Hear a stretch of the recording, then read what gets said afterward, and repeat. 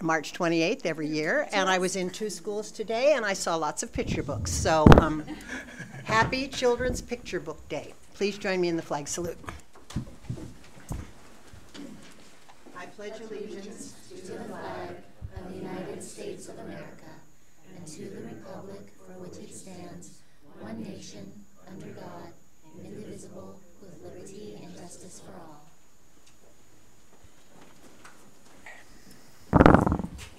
Board agenda approval. Any comments about the board agenda, or I need a motion? I move to adopt the agenda as presented. I'll second it. Moved and seconded. All in favor say aye. Aye. Opposed?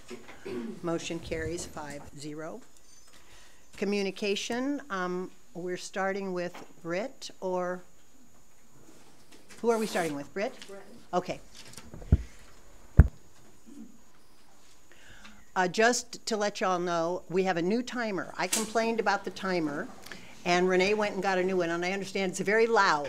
So there will be no question when your 3 minutes are up, Britt. Thank you. Yeah, no problem. I don't know if I'll actually get the full 3 minutes in. I don't have a lot to say, but I am here to support the bus drivers tonight.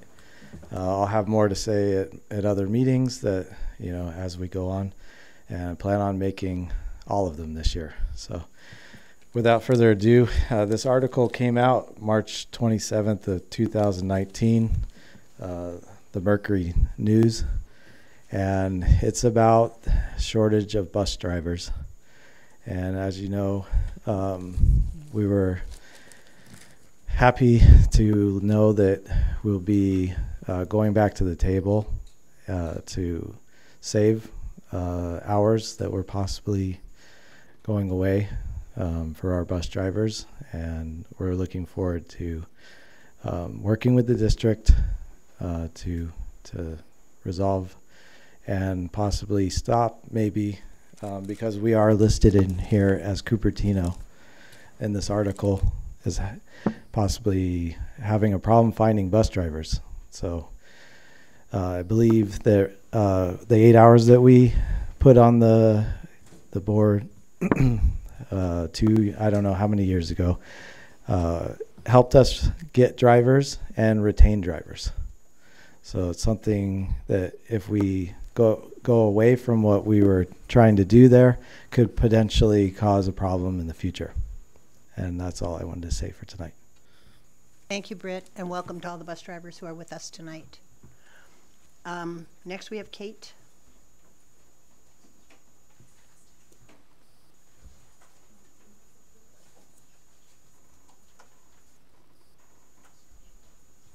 I'm asking some of our bargaining team to come up with us. Thank you.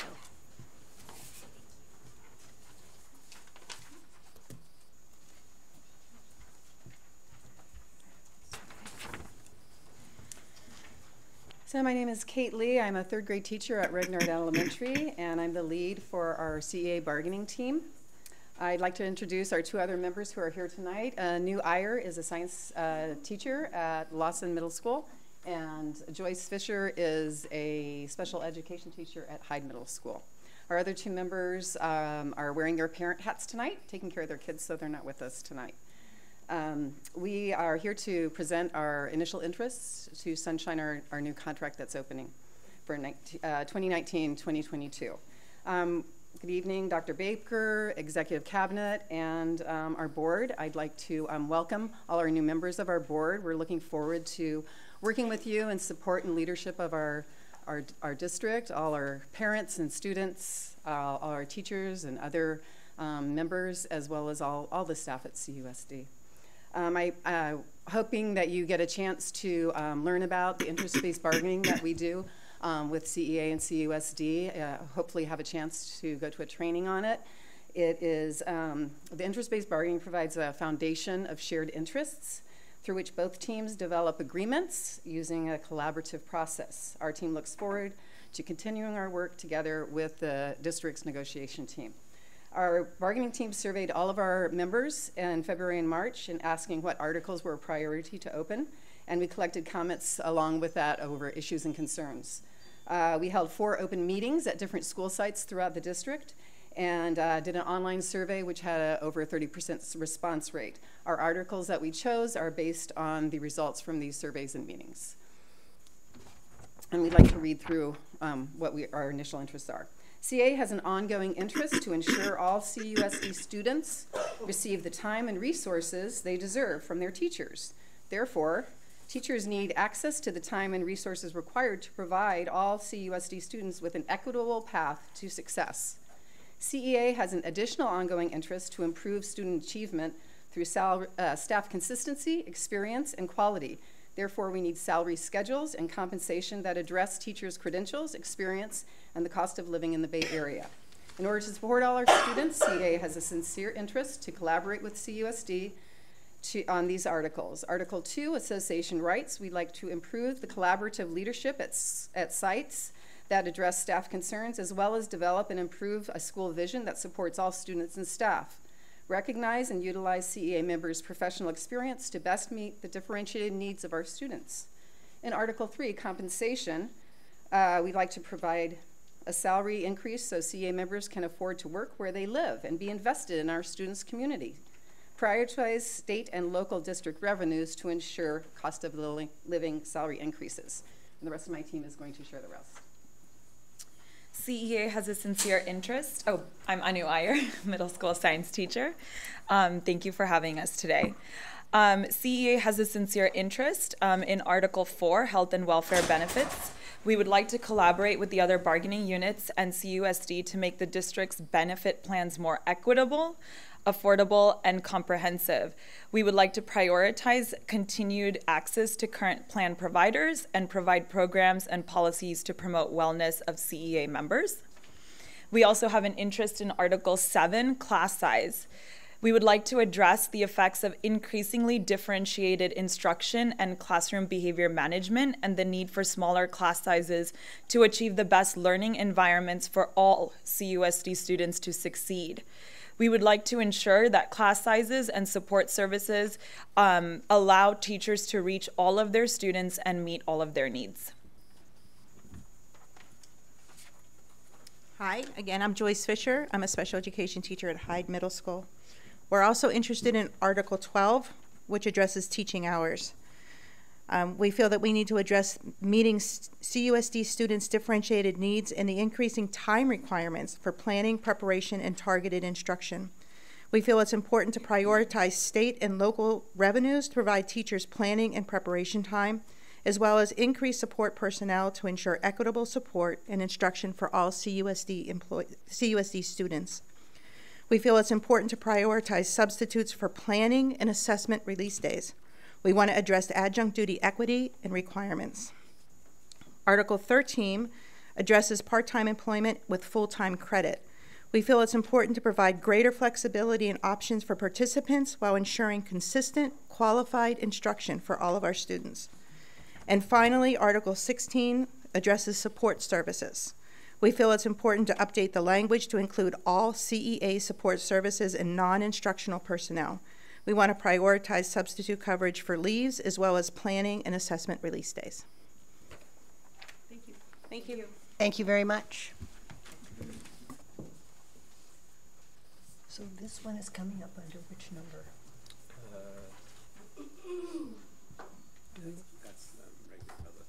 Do we want to have her speak? Let me just ask, are you also going to come under public comment? or No. You covered it? Okay. So that would be public comment. Okay. Next, yeah. So this is next. Okay. So next we have public comment, and again, 3 minutes, and there'll be a timer. And we have one person to speak, Maria Fernandez.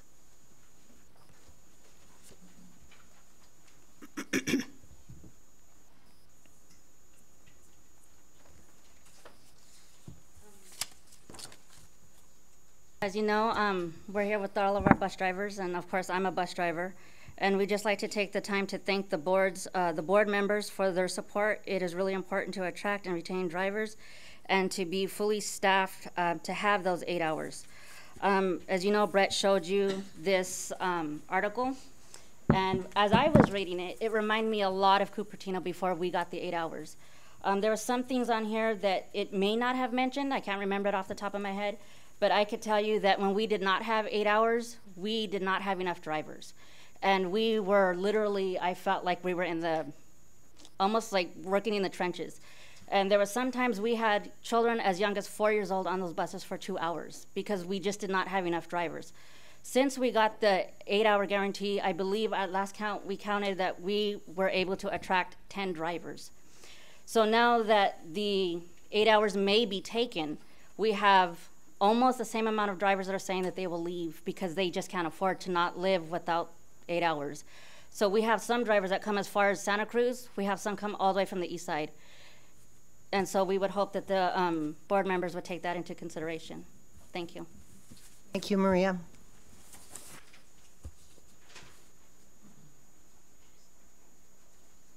Next, we have the consent items 4.1 and 4.2. Do we have a motion? I'll move items 4.1 and 4.2 for adoption. Second. Moved by Lori, seconded by Sylvia. All in favor? Aye. Opposed? Motion carries 5-0. Discussion. Board Policy 3580, District Records and Data Retention. Jeff.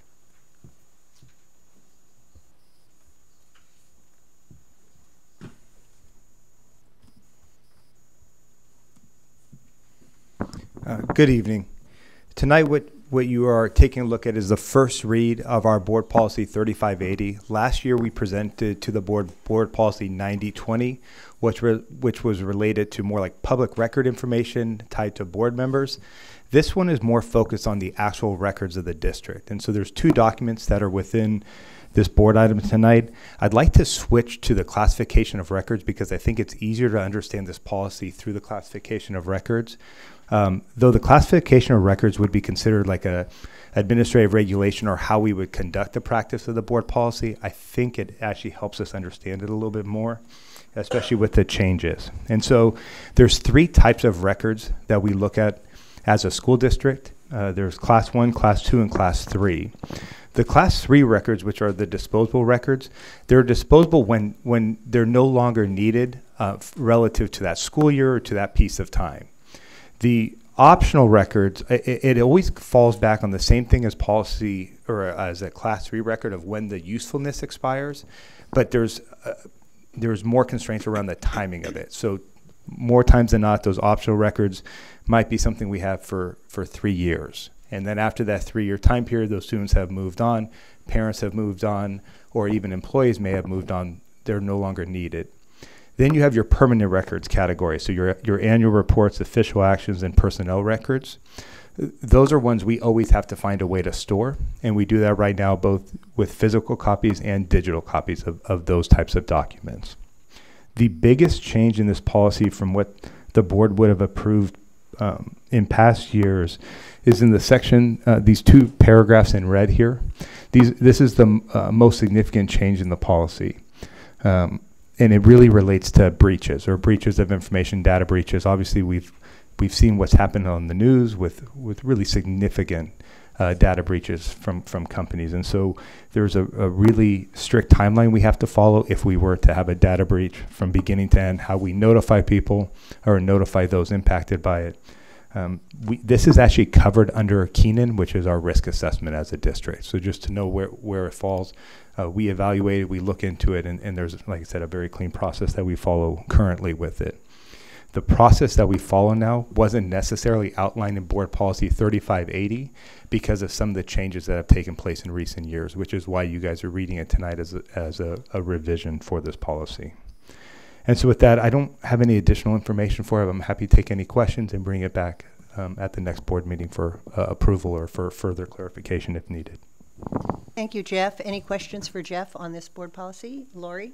So in the red line, it starts out in the kind of the first sentence talking about, in the case of a breach regarding PPI that's unencrypted. I guess the obvious question might be, is there anything we can do to encrypt all PPI, or is that not a standard of practice that, I guess I don't know the answer to what the standard of practice is and why we would, why there would be a necessity to keep unencrypted PPI. I think it's more of what past practice has been here, where there's been a lot of paper where you're turning it into a front office, or you're turning it in to your classroom teacher, you're handing in that paper student assignment, versus now we want things to be done online. It's actually more secure to have things done in a digital format and only requiring like the last four of the Social Security, which has been a practice that we really have changed to. Blackboard. That's through Blackboard, but it's actually through Synergy as our student information system. Okay. So our student information system and then our business service system, which is Escape, those would be really the two largest systems that have the type of PII information that's being referred to. Yes. And with that being said, the information now is really a student ID number that's in there. You have a home address, but it's not so much with some of the items that are noted in here, because we don't need the Social Security number on most of the documents. It is submitted during a registration piece. Outside of that, we don't have a need for it. We don't really want it at that point, because we don't want our liability to be raised by collecting it. Jerry, you had a question? Yes, I have two on the red section, and then a couple more on the classification, but I'll ask the ones in the red line section. Following up what Lori said, so that first sentence, the predicate containing unencrypted PII, so does that mean the rest of this red line policy doesn't apply if there is a breach of encrypted information? Let's say it's encrypted in the database and they downloaded the database file. This will not apply. Is that the case? Sorry, I'm not sure I'm understanding. Oh, I'm sorry. So let me, sorry. So, if we read the first sentence, right, if district discovers or notify breach of security records containing unencrypted personal information has occurred, right? So, and then all these other things happen. I'm asking, what if we were notified that there was a breach of encrypted personal information? For instance, electronic files that have been encrypted, but yet the file has been somehow downloaded. Does this section apply then? It would read to me that it doesn't. I just want to confirm. I would agree with you on that. I would actually need to go back and ask legal on that. Okay. Just in related, I would agree with you that I don't think it applies, but could bring that back to the next board meeting. Right. So if someone... Can I just get a clarifying? Sure. So the top part of this policy does address more broadly a breach, right? Right. So this is though saying, the bottom part is only saying, in the event of... Oh, no, I think my question is on the qualifying word and unencrypted, right? So what if the file was encrypted? Because you can imagine someone downloading an encrypted file and then taking all the time in the world to try the different keys to crack it. So I was just wondering why the word unencrypted is in there, as opposed to just personal information without that qualifier, unencrypted. That's really my question. Are we exempting ourselves from notifying the public if it's in fact encrypted? Does that make sense? Does my question make sense? It does. I'm just saying that I assumed that the paragraphs above are addressing all breaches, whereas now they're also highlighting, and by the way, if it's unencrypted, which basically means it's off of our online system in some way, it's going to be paper form or something else, then specifically here's what you do. And I could be wrong, but that's how I was reading the top set of paragraphs. For example, one says, in the event of any known or reasonable suspected breach of security of district records containing confidential personal information, blah, blah, blah. So it's running through that, but then it's also highlighting, and that's the difference, is it's highlighting, and by the way, in the event of an unencrypted breach, here's the process. So I understand. I read those in total. Okay. It's not. It doesn't stand alone. In other words. Sure. Right. Okay. Yeah. All right. So it sounds like you've answered my question, which is if an encrypted file in fact is exposed, we still have a notification responsibility as covered by the sections that are not changed in black. I'm sorry, I think if I may jump in on that, Sure. we do have a piece where we do have to notify. What we do look at is, and I think it is important to know, about 80% of all breaches are because someone gets in through the credentials of an employee or an individual. Most of them don't take place because you actually get in through your infrastructure. Right. And so with that being said, whether or not it was encrypted or unencrypted in that case, we do have a need to notify those impacted. All right. And I do think we should, I think it's a good point that you're raising, that it could be that that's sort of unnecessary and redundant to specify it as unencrypted. And so I do think it's worth us asking legal about that, just to make sure, so we can do that. Okay. And then my second, thank you for that clarification. My second question is, in the notification it says shall happen in a timely manner. I'm just wondering, for generally, how is that interpreted by the courts or whatever? What does timely manner generally mean? So we're unique in California in that our timeline isn't necessarily called out from the legal sense, but we would be judged very heavily if we didn't respond within 30 days. So other states, it's pretty typical you will see a 30-day window that's really defined, and that's 30 days of when you are aware that an incident takes place. In California, they don't say you have to hit that 30-day mark, but I mean, I think our legal would almost guarantee that if we hit that 31st day, we would have to have some justification as why we did not. Why we were not able to respond in a more timely manner. Thank you. Satish or Sylvia? Yeah, I have a quick one. So is it not a standard policy across California? Is it like why there is a change for us, or why we are updating this? Like this should be quite standard, right? I would say it is standard. I think what we have found, and Leslie and her team go through all of our board policies, and we look for at the bottom of all our documents, it tells when it was first brought to the board or adopted by the board, and what our revision history has been. And when laws change, especially when you're talking about anything related to technology or infrastructure, it changes so fast. Technology typically changes a lot faster than a policy does, so we're always kind of playing catch up when it comes back to that policy. So for something like this, even though we may have adjusted our practice a few years ago, we're now at the place where this board policy specifically is being recommended for an update. Thank you. And I would say it's a pretty common question why we end up writing policies for things that are already in ed code that say you already have to do something, right?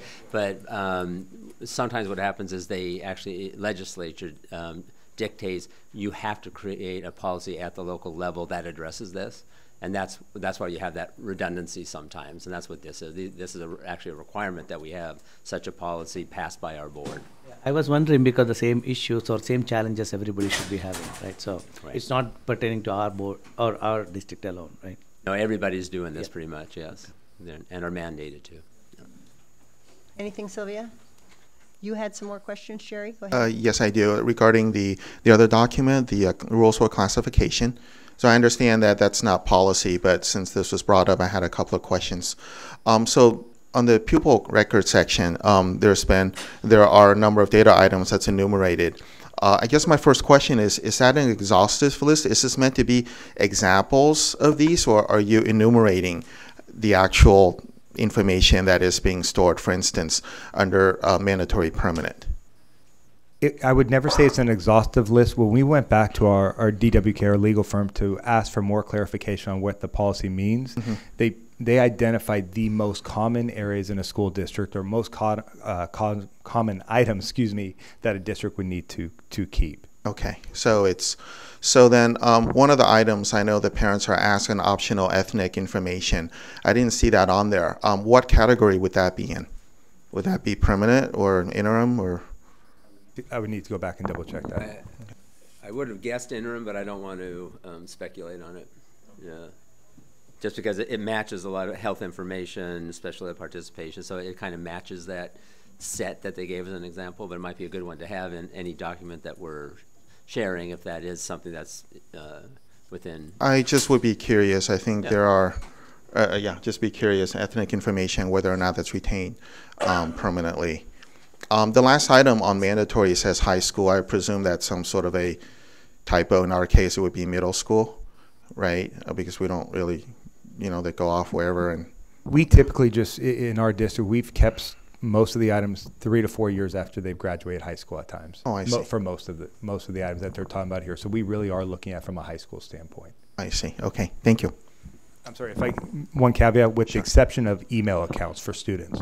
So with student email accounts, when that child goes to high school, they have approximately till December of that following year. The permanent items are kept till after high school. All right, thank you. Any other questions? Okay, this will come back to us then and for approval. And I assume when it comes back, Jeff, you and Craig will bring us the clarification for the questions that were asked tonight. So bring discussion action so you can see the responses and have it as a second read, but be possibly able to pass it at that time? I think so, yeah. I don't think we want to bring it back on consent because we have some questions. So Yeah. discussion action, I think, is good. You agree? Y'all Yes. agree? Okay. All right, good. Thank you. Thank you. Thank you, Jeff. Next, we have recommendation for adopting the K-5 reading program. Welcome, Lynn.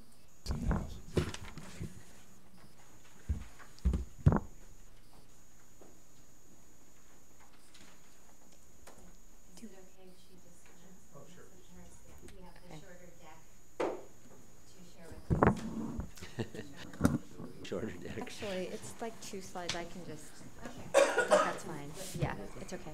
Yeah. Okay. Good evening. Tonight we are going to provide an update on the work of our K-5 reading pilot, share their recommendation for curriculum adoption, and then also look at next steps.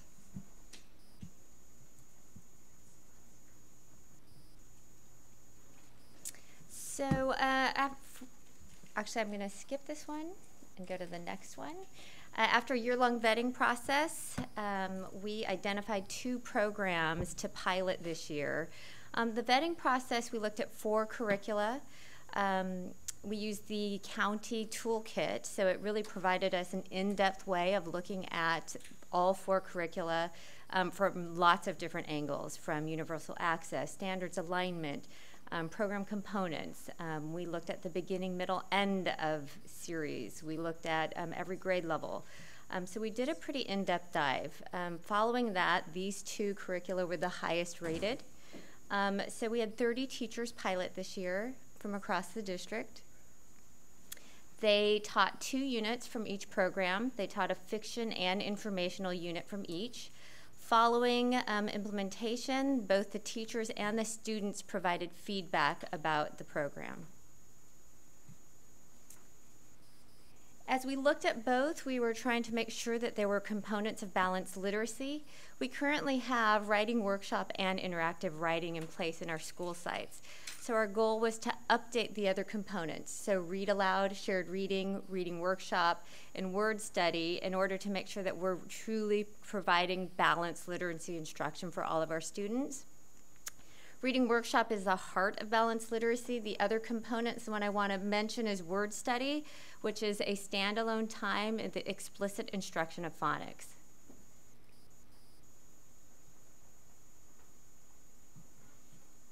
So this is summary of the results from the teachers that piloted. So units of study, you can see on the top, and then benchmark on the bottom. Standards alignment, we are doing just that, making sure that the program and instruction aligns with standards and allows students to do what the Common Core asks for, which is to apply what they learn in everyday learning. Program organization, is it easy to navigate? Assessment, formative and summative assessment components, are they there? Can we determine if kids are making progress towards mastery of standard? Units of study for teaching, reading again, and benchmark, so program components, instructional planning and teacher support. Is there a consistent routine? Does it support teachers in planning, day-to-day instruction, and long-term instruction? Universal access is looking at if all students, if this supports the learning of all students.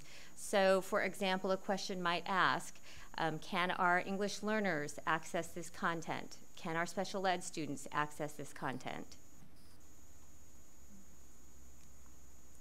This is taking all of that information and putting them into one. So this is the overall score for the 2 programs. And this slide I liked. We surveyed the students who participated in the pilot.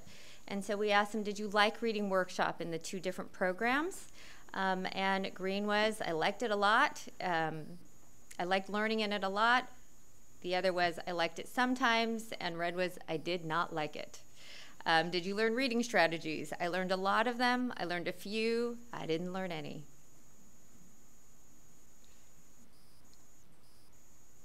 So rationale for adoption of units of study for teaching reading is outlined there. Teacher and student feedback rated the program highly across all areas. In all areas, they were rated higher than benchmark. Teachers reported evidence and growth in students' reading based on assessment. In benchmark, they reported growth, but not as much. Students and teachers reported high levels of engagement in application of strategy instruction, again, higher than they rated it in benchmark. Emphasis on balanced literacy instruction, personalized learning based on student needs, and use of authentic text at each student's reading level. There was less personalization in benchmark, the teachers reported, and the leveled text tended to be created by the publisher themselves, so it didn't have the same type of text to offer to students for their choosing.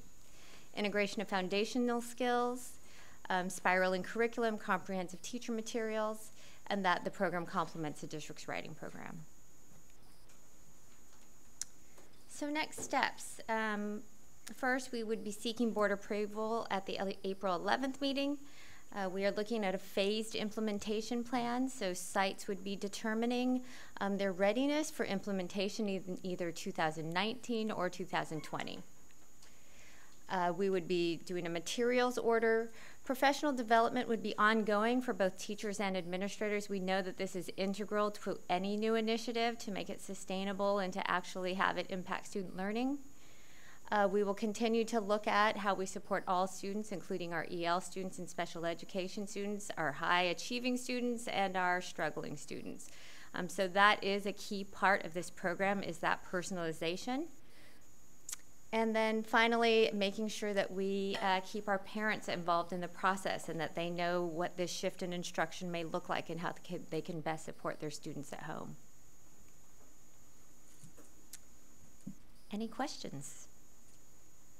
Okay, this is a discussion item, no action tonight, but do we have any questions from the board? Satish, do you have a question? Can start with? Go ahead. Okay. I think quite a lot. Okay, so that's fine. I'll summarize. How is it different from our standard? So is it something which we introduced now, or we have our standard reading programs anyway, right? So how is it significantly going to be different? Well, first off, our current program is not Common Core aligned. It was adopted prior to the Common Core standards. So I would say that's the main difference. This program is Common Core aligned, so that's a huge difference right off the bat. If you go beyond that, even just the structure of the program is much different. In our current reading adoption, all students read the same text. In the new, students are reading books at their level. In the old adoption, that same text, obviously there's no choice involved. And so now students would be reading books at their level and that they choose. In the old adoption, what I would say is it would not be unusual for a student to read one story across the course of a week and do a lot of activities around the reading. In this, students are reading eyes to text every single day, which is how we improve student reading. To move on? Yeah, Okay, move who on else and has a I'll- question? yeah. Sylvia? So first of all, I just want to say thank you for all of the data. It's really good to see, just especially the student feedback and the teacher feedback. And I know the Houghton Mifflin textbook from the one that the students currently use, this is the personalized learning, I think, goes a long way towards what we're trying to achieve with students and with teachers and their flexibility. I had a couple concerns with the universal access because I noticed for both of the pilot programs, it wasn't great numbers. And so I'm especially concerned with the ELD students and how that's going to get integrated because I know already there is, some challenge there. So if you can address that. Yeah, I think what happens with a core program is that really, I think you have been talking about MTSS. It's really that tier 1 program, so it's meeting the needs of most of your students. And then students who need, say, tier 2, we would need to do further intervention. What I can say about this program is that because it is so personalized, what our teachers have shared with us is that their EL students are able to access this content much more than before. So for example, because we know each, and our special ed students, struggling high, we know exactly what their reading level is. They're matched to a book that they can independently read, and then they're working in one-to-one or small group instruction with a teacher on exactly what their learning need is. So we're meeting kids right at their edge versus one lesson to everyone and hoping that we hit the target. So that universal access piece, I think a core program will probably not meet every single piece of that tier 2 and tier 3, but it's not really built for that. So we would make sure that we have tier 2 and tier 3 interventions in place. Jerry, Lori, go ahead, Lori. All right, sure. Let's see, I'll just, so if you could go to the slide on the rationale. You talked about, I think there was one in there about the authentic text, and you were talking about, I didn't quite understand the explanation about, I think it sounded like you were saying benchmark advance, the publishers used more of their own text.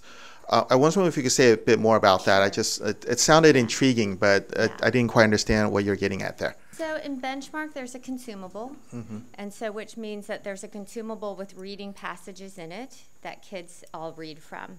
In addition, there are some leveled books that are created by the publisher. In reading, in units of study for teaching reading, we would buy a robust leveled library that's authentic text. So books that your kids would pick up in Barnes & Noble, like maybe that's a dated reference. Pick out from Amazon or on their Kindle or their iPad. But, you know, they're authentic books that kids love to read and that they're popular with teachers as well for read aloud. So they're books that you would be familiar with and that you would love to pick up on your own. So when you say authentic text, this is actually content that's been licensed from, as opposed to things that look like authentic text. This is literally passages they've licensed from various publishers. Yes. I see. Yes. Okay. So the library has been curated by Columbia University, by Teachers College, and it is from 400 to 700 titles, depending on the grade level, of books that kids tend to love. I can see how that would make a big difference. Thank you. Lori?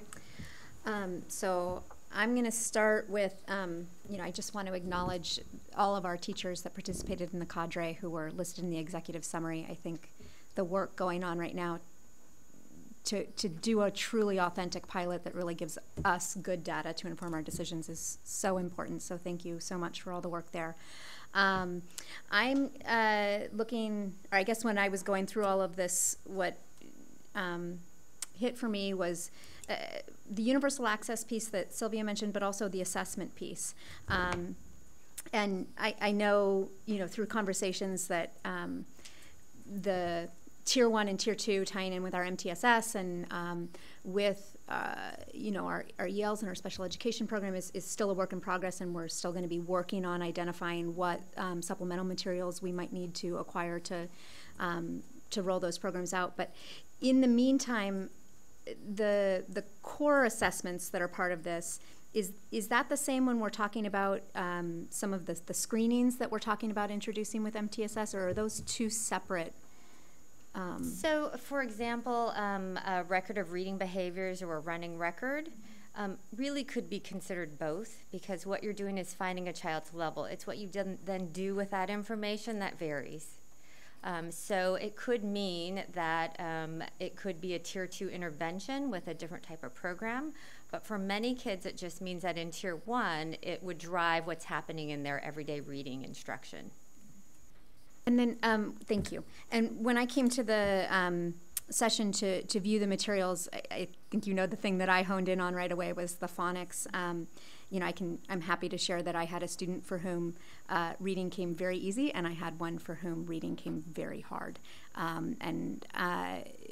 That time in my life, my choice was to essentially go and get myself certified as a tutor for dyslexia. And I know from all of that work that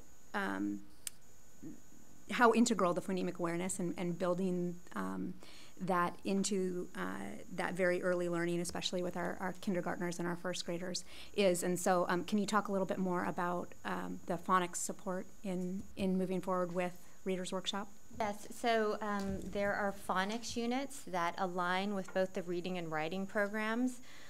So what's really nice about it is that across a child's day, those three components of learning will be tied together. So in the phonics units, it's about a 15 to 20 minute time that's solely focused on word study. There is a mini lesson, much like there is in reading and writing. It's a little shorter. And then there's what they call rug time. And so at that rug time, kids could be working independently or in pairs or in fours on that given lesson. But the teacher is then going to each of them or to the small groups and working on what they need personally. And then there's a quick share on the back end. The thing about this program is that it really is looking at phonics as a way. So I'm trying to think how to say this. Traditionally, I think when we've taught phonics, traditionally we think of it as a standalone, and that we're just teaching the relationship between letters and sounds. This approach and the way that most researchers suggest now is that really phonics is the way that kids access reading and writing. And so it should not just be letter of the week. It should be, because if you did letter of the week, you know, by the time they got the M, they might have needed M months before, right? So this is really teaching point of access of when kids need it. And so it's what you're teaching them so that they can read and write aligned across their day, if that makes sense. So those phonics lessons really align with what they're doing in their reading unit and in their writing unit. And with the word work that they're doing. Yes. Yeah. That phonics is that word work piece. Okay, great. So so the other piece that I wanted to ask you to clarify a little bit more on was that in the pilot we had students who were on like response to intervention programs, or there were students included in the pilot who were beyond our typical gen ed kids. So we did have a pilot teacher in a special day class, and then our other pilot teachers definitely had students that had IEPs in their room, and EL students in their room, because they really were just one of a typical classroom in our district. Yeah. Sylvia? So I had two more questions. One is in terms of the units of study, if it's similar to Writer's Workshop, I know that, like, you know, the teachers were asked to add an additional unit like in the last few years for the writing, and so I'm wondering what the kind of flexibility is, or what the proposal is in terms of the number of units they're going to have to be doing when you roll this out, and how much that may shift over time. The units of study comes with 4 reading units, and they align with writing, and so our pilot teachers really, that was a selling point for them. And so we would be looking at those 4 reading units and hopefully aligned with writing as much as they could. Yeah. The 4 units really does leave space to also do, say, that favorite novel that they like to do with their kids and study that novel, or another thematic unit that perhaps they normally have done. So that flexibility is there. So the 4 units is over the course of one school year, and then it would move up. So it's not like we're doing all 4 that are available, not that we're choosing 4 out of X number. We're doing 4 that come with the kids. Okay. They do occasionally create new units, and teachers sometimes ask for them. But we would consider the 4 units as our base. Anything else, Sylvia? I have one more. Go ahead, and we'll just come around. So the last question I had is about the libraries. So I know each teacher right now has their own kind of personal library that they've accumulated over the years. In terms of the cost of us bringing in a new library for each, is it each classroom or each grade? Or classroom. And then how often would that have to be refreshed, depending on how, you know, these change with So when you look at the cost of this compared to other adoptions, with the cost of the library involved, it is comparable, if not less. And so the actual units themselves are not that expensive compared to buying other programs. So for example, if I'm comparing it to Benchmark has consumables, so you have an ongoing cost every year for those consumables per child. In this program, you do not. The other thing I would say is, with leveled books, you can pretty much never have too many. But the leveled books, what it does is it really gives us teachers and the students a good place to start. And then what our pilot teachers have done is they've slowly started leveling their own books over time to add to. Some of our teachers have huge libraries, and others are just starting out and don't have as many. So we want to at least have this baseline of the Teachers College library, and then teachers can start leveling their own books as we go. Over time, we could decide to add extra shelves to support the work, but I think for a starting point, this is what we're looking at. Okay, great, thank you. Satish? Couple of questions. One is the success or the measurement here, right? So it's all based on feedback, or is there any other formal assessment happened? For the parents? No, from the students and teachers. Oh, it's the here, yes. So it's a purely feedback. Is there the success of this pilot practically? How it has been decided based on only the feedback, or was there any formal assessment on that? So I guess a couple things. First, it went through a very rigorous vetting process, right? So these have both been vetted pretty rigorously. And the results from the vetting process match what the piloting teachers and the students said. So it's been pretty consistent across. The questions that we use came directly from the toolkit that comes from the county. So we closely followed their recommended process and ways to look at curriculum. So we do have that feedback through an electronic form from both teachers and students after using the program. Thank you. The second one is, I saw it's a next up we said about the phase implementation, right? So yes. Is it like, what is that, can you a little bit more elaborate on that phase? Sure. So our elementary schools, the principals and their staffs will be talking about whether or not they feel like starting reading workshop, implementing this program in the fall makes the most sense for them, or if it makes the most sense for them to spend next year really looking at balanced literacy, thinking about leveling their libraries, continuing their focus on writing, and then roll into reading the following year. So by the 2021 year, we would have all of our schools implementing this curriculum. So the site to site it varies in the current year? So with 20 elementary schools, what we have typically done is phased it in so that we could fully support those sites when they're initially implementing. We provide ongoing PD, and so we have been able to do that with sites deciding to roll into a pathway in either year 1 or year 2. Thank you. Gary, anything else? Yeah, just a quick clarification. So for units of study, so reading content primarily delivered via print as opposed to electronically, or is it both? That's a great question. So some of our teachers do use iPads to supplement the libraries. So they have used Epic to create text sets for kids. We also have Overdrive. So some teachers are using other resources outside of the library itself. So it sounds like the core is print, and then teachers and are free to supplement that, whether via print or electronic. Yes. Okay, thank you. Lori?